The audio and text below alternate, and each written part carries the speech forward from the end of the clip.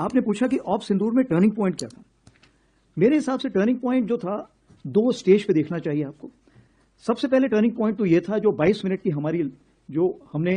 Terror targets पे जो strike की थी, उस 22 मिनट से सबसे पहले तो क्या हुआ था कि जो उनका डिसीजन मेकिंग साइकिल था अपोजिट साइड का, वो बिल्कुल हिल गया था। एंड उन्हें वक्त लगा समझने में। एंड चूंकि वक्त लगा तो जिसके हाथ में जो आया, किसी ने पत्थर फेंकना शुरू कर दिया, किसी ने ड्रोन, किसी ने मिसाइल,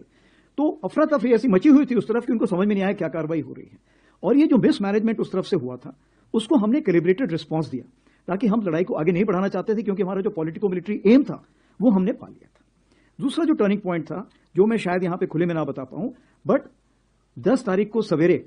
कुछ ऐसे निर्देश तीनों सेनाओं को दे दिए गए थे कि अगर ये लड़ाई आगे बढ़ती तो इसमें क्या होना था, वो जिसको समझ में आना था उसकी समझ में आ चुका था।